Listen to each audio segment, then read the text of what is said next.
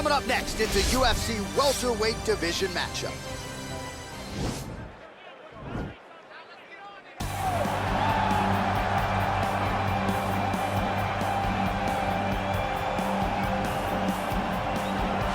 Well, this guy has truly made the takedown a thing of beauty in mixed martial arts. With respect to yourself and George St. Pierre and the truly great takedown artists, this guy's closing the gap and entering that company in the eyes of many. Oh, absolutely, because he's done such a great job of timing takedowns. I haven't seen anyone so good at slipping a jab into a takedown since George St. Pierre. Right. He does a phenomenal job of getting from step 1 to step 2 before his opponent even realizes, now he's in on my leg.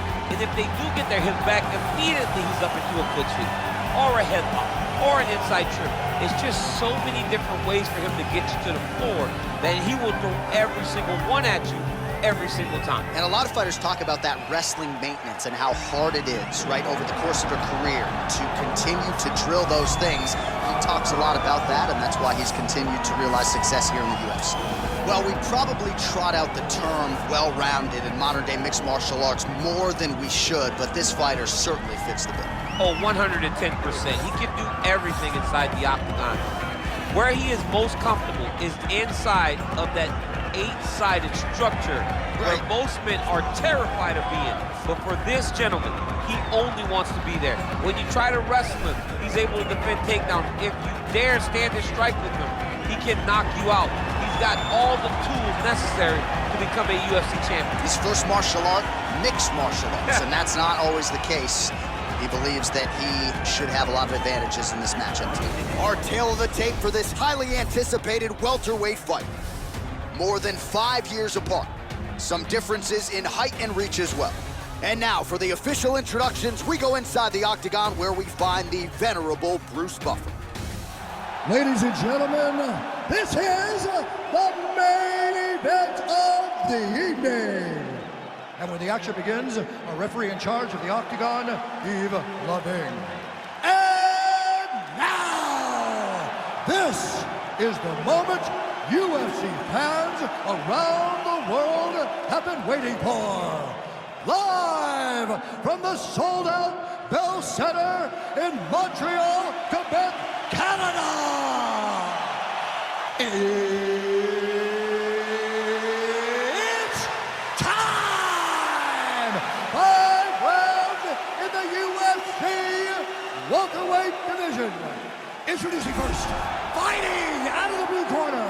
This man is a mixed martial artist, holding a professional record of 20 wins, 5 losses. He stands 5 feet 10 inches tall, weighing in at 170 pounds. Fighting out of Boca Raton, Florida, Gilbert Durinho Burns. And now introducing his opponent, fighting out of the red corner.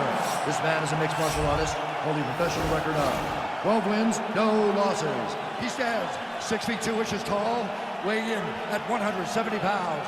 Fighting out of Stockholm, Sweden, Hamzat Bosch Chimaev.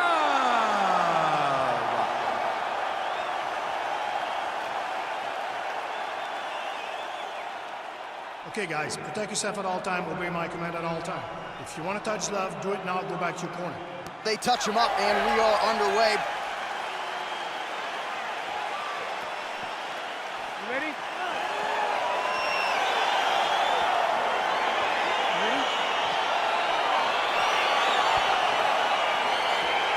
Well, these guys have been on each other's radars for quite some time. Tonight, it shall be done. Both guys well-rounded. You think we're getting a kickboxing match tonight or what? You just don't know, right? You don't know who's going to be able to employ their strategy the way that they need to.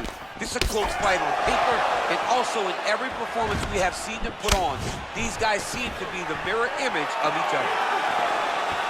Oh, really using his reach advantage there with that land, DC. Oh, nice right hand. All right, so again, the fighters clinch here. Kind of had an inkling we'd find ourselves back in this situation. Absolutely. Both of these fighters love fighting great action to get to that takedown. And this might just be a matter of time.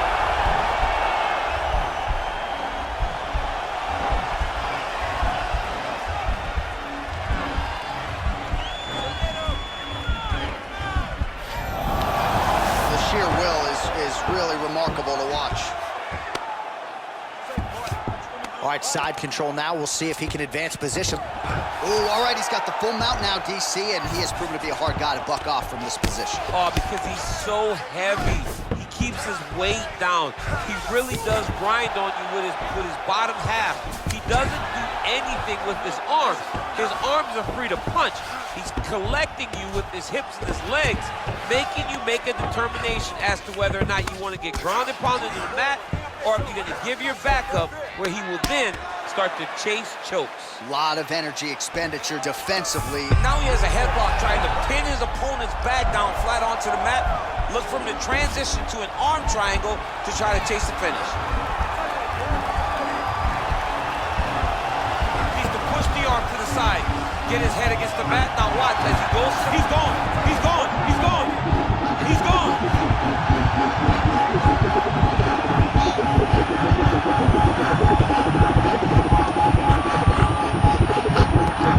And there it is. He's done. He's done. What a performance. Yeah, that is high-level grappling right there as he gets the win tonight here by way of submission, and he bided his time there. He stayed patient, waited for an opening, and then when it was there, he certainly capitalized to get the tap here tonight. All right, so a wild round and a wild sequence there on the ground. DC, talk us through the highlight. He's such a phenomenal grappler. I don't understand how people don't know that this guy wants to submit you. He is the best grappler, best submission specialist we've seen in a long time.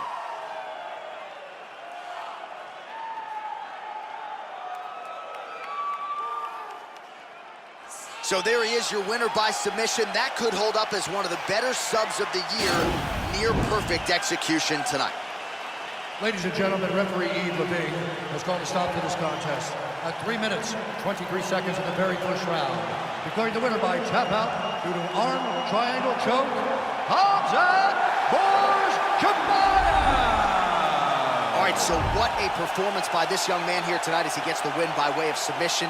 He certainly put a lot of stock into getting the finish tonight, and he did just that. Congratulations. It was very tough fight, but he knew that if he did everything right, he could get to his position, which is the ground, and he would be able to find his finish.